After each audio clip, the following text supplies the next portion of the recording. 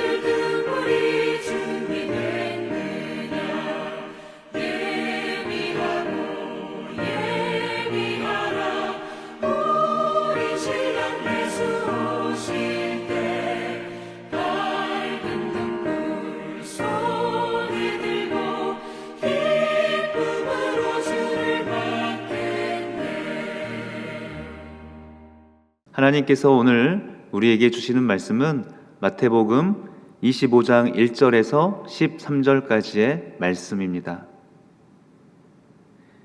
그때 천국은 마치 등을 들고 신랑을 맞으러 나간 10처녀와 같다 하리니 그 중에 5은 미련하고 5은 슬기 있는 자라.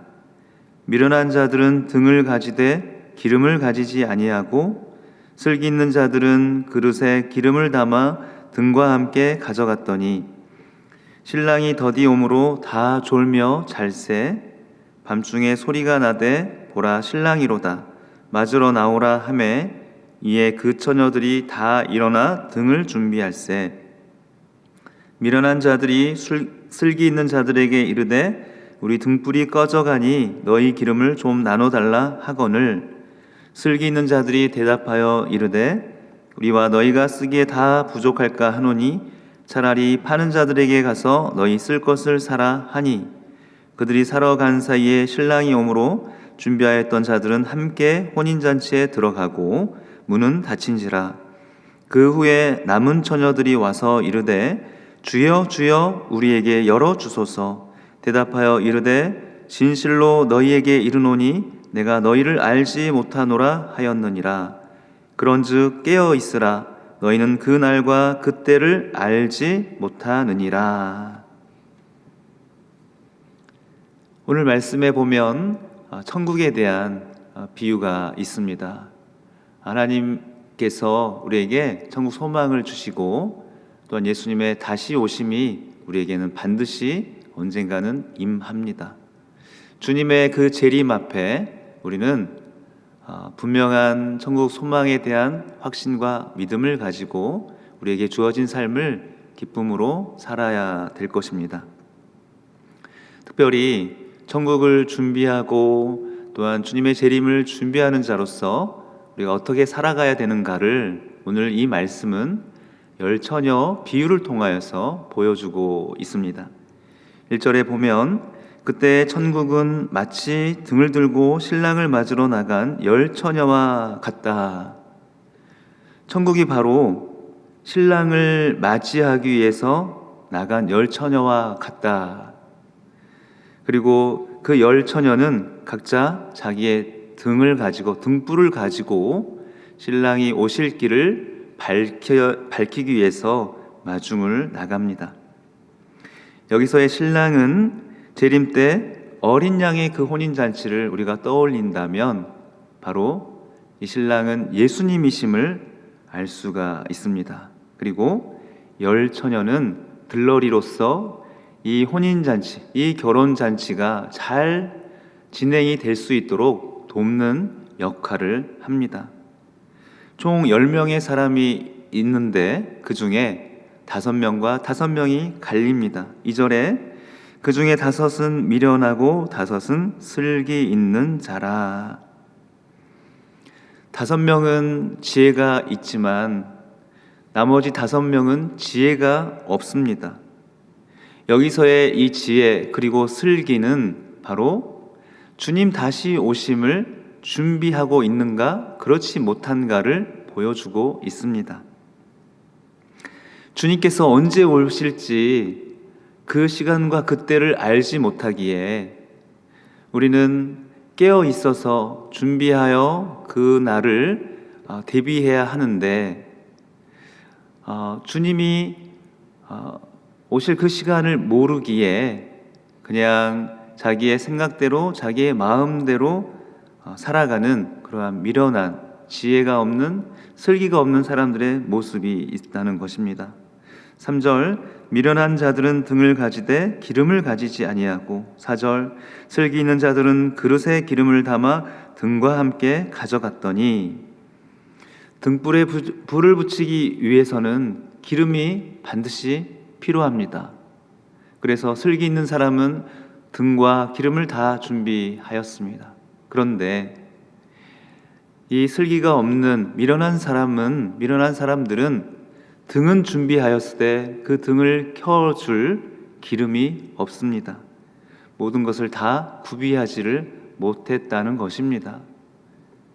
그렇다면 이 기름이 없는 등불로서는 혼인잔치가 열렸을 때 신랑의 앞길을 밝히 비춰줄 수가 없습니다.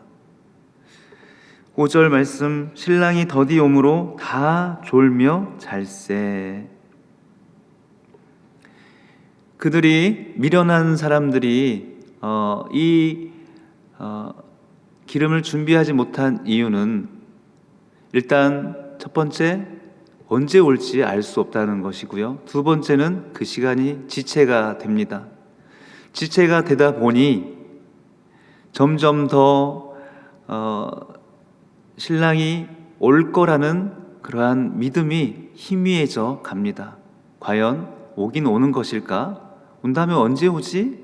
그러다 보니 마음이 풀어지고 믿음이 연약해지고 그리하여서 그들이 준비할 그 역할들을 최선을 다해서 준비하지를 못합니다. 졸며 자고 있는 그 모습.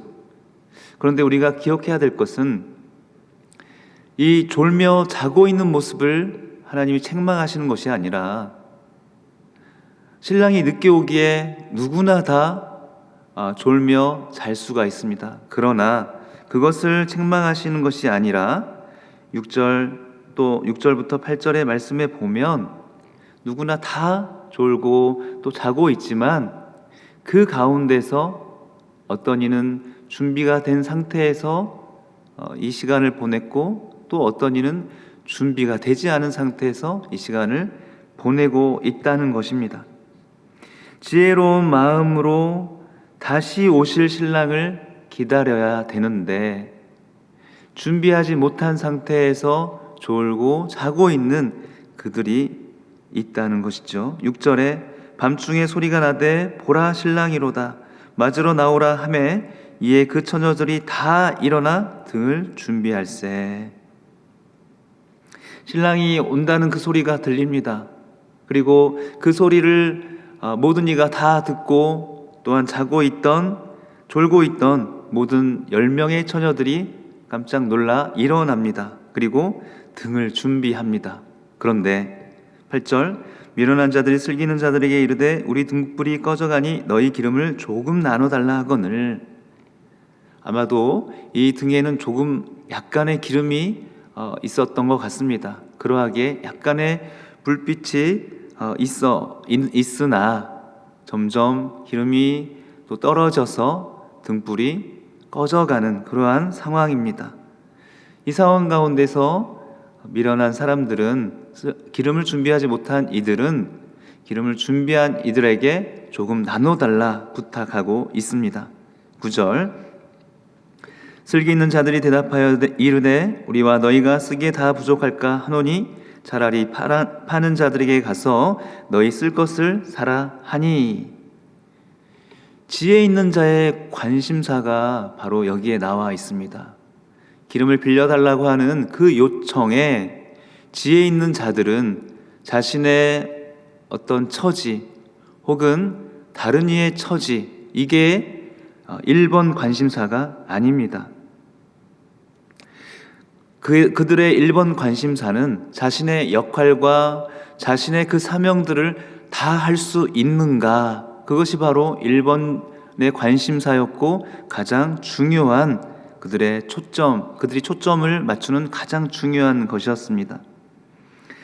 하나님 앞에서 서 있는 각자의 그 믿음, 각자의 그 책임을 다하며 자신이 맡은 그 사명과 본분과 역할들을 할 수 있는가 할 수 없는가를 그들은 분별하고 있습니다.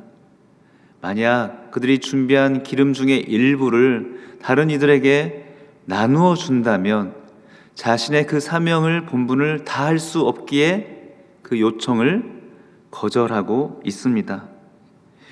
어찌 보면 윤리적인 관점에서는 이렇게 매몰차게 할 수 있을까라고 생각할 수도 있지만 하나님이 주신 그 사명을 감당할 수 있는가 없는가에 초점을 맞춘다면 이 지혜 있는 자들의 반응은 하나님이 인정하시는 그러한 믿음의 모습이라는 것입니다. 10절 그들이 사러 간 사이에 신랑이 오므로 준비하였던 자들은 함께 혼인잔치에 들어가고 문은 닫힌지라. 이제 5명의 사람들은 기름을 준비하러 갔는데 이미 혼인잔치가 열렸고요. 기름과 등이 있던 자들은 그 혼인잔치에 들어갔습니다. 그리고 그 출입문이 닫히는 그러한 장면을 보여줍니다. 11절 그 후에 남은 처녀들이 와서 이르되 주여 주여 우리에게 열어주소서. 이제 이 혼인잔치의 그 문이 닫힌 상태에서 그것을 보고 문을 열어달라고 요청하는 그러한 모습. 그러나 12절 대답하여 이르되 진실로 너희에게 이르노니 내가 너희를 알지 못하노라 하였느니라. 주님을 향한 간절한 요청과 간구 앞에 주님의 음성이 무엇입니까? 주님의 반응이 무엇입니까? 그것은 바로 너희를 알지 못하노라. 알지 못한다는 이 말씀은 단순히 어떤 정보적인 차원에서의 지식을 이야기하는 것이 아니라 인격적이고 관계적인 그러한 삶에 대한 이야기입니다. 그 미련한 자들에 대해서, 기름을 준비하지 못한 이들에 대해서 그들과 이전에 충분한 인격적인 교제와 또한 나눔과 그리고 그 형편을 전혀 알지 못하시는 주님의 음성, 이것은 바로 그들이 그동안 무엇을 붙들고 살아왔는가를 보여주는 심판의 시간임을 알 수가 있습니다. 그들이 주여 주여 이름은 불렀으나 결코 주님을 주님으로 인정하거나 주님의 다스리심을 받거나 주님의 부르심 앞에 인도함을 받는 삶을 살지 못했습니다. 말로만 주님 주님 부르고 실제 그들의 삶의 모습 가운데에는, 삶의 자리 가운데는 주님과 전혀 관련이 없는, 상관이 없는 그러한 삶의 자리였다는 것입니다. 마지막 13절 결론, 그런즉 깨어있으라 너희는 그 날과 그때를 알지 못하느니라. 결론 부분입니다. 그러하기에, 그 날과 그때를 알지 못하기에 다시 한번 깨어있으라 라고 주님께서 당부하십니다. 재림은 그 시간과 그때를 알지 못합니다. 그러하기에 우리는 더욱 준비해야 되는 그러한 삶의 자리로 나아가야 합니다. 깨어서 이 재림의 시간들, 주님의 다시 오시는 시간들을 준비해야 합니다. 우리의 신앙 여정 가운데 주님은 항상 우리에게 우리의 삶을 찾아오시고 또한 우리 가운데 주님의 음성을 들려주시는데요, 우리가 살아가는 바로 이 시간, 이 순간이 주님과 함께 더불어 동행하며 또한 교제하며 관계를 맺는 그러한 시간이 되기를 소망합니다.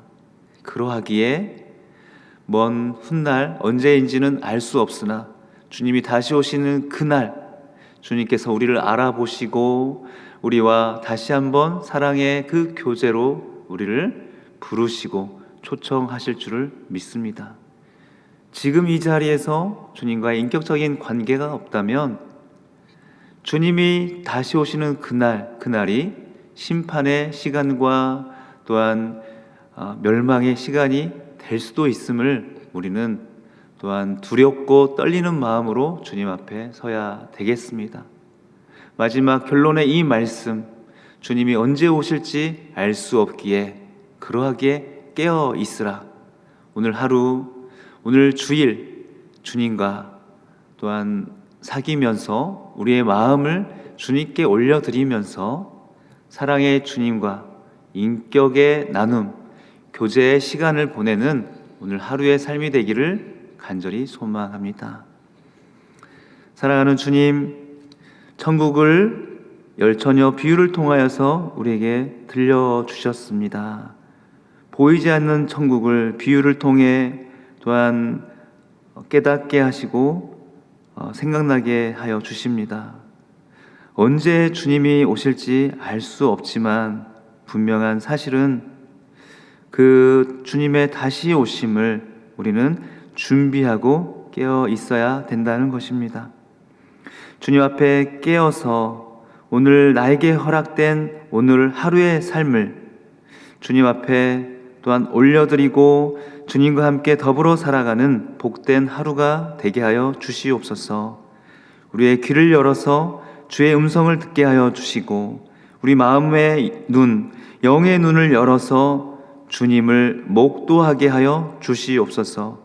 그리하여서 어떠한 삶이, 어떠한 결정과 어떠한 행동이 주님을 기쁘시게 할 수 있는가를 깨닫게 하시고 또한 믿음으로 그러한 삶을 살아가는 우리가 되게 하여 주시옵소서. 사랑하는 주님, 오늘 특별히 주일 예배 가운데 주님의 크신 은혜를 베풀어 주셔서 주일 예배에 참여하는 모든 성도들의 마음 가운데 주 성령의 역사가 임하게 하시고 또한 담임 목사님을 통하여서 선포된 그 말씀들이 우리 각자의 심령 가운데 천국 생명의 말씀이 되고 또한 씨앗이 되어서 주님 앞에 무럭무럭 자라나가는 그러한 귀한 믿음의 성도들 되게 하여 주시옵소서. 이 모든 말씀 예수님의 이름으로 감사하며 기도합니다. 아멘. 하늘에 계신 우리 아버지, 아버지의 이름을 거룩하게 하시며 아버지의 나라가 오게 하시며 아버지의 뜻이 하늘에서와 같이 땅에서도 이루어지게 하소서. 오늘 우리에게 일용할 양식을 주시고 우리가 우리에게 잘못한 사람을 용서하여 준 것 같이 우리 죄를 용서하여 주시고 우리를 시험에 빠지지 않게 하시고 악에서 구하소서. 나라와 권능과 영광이 영원히 아버지의 것입니다. 아멘.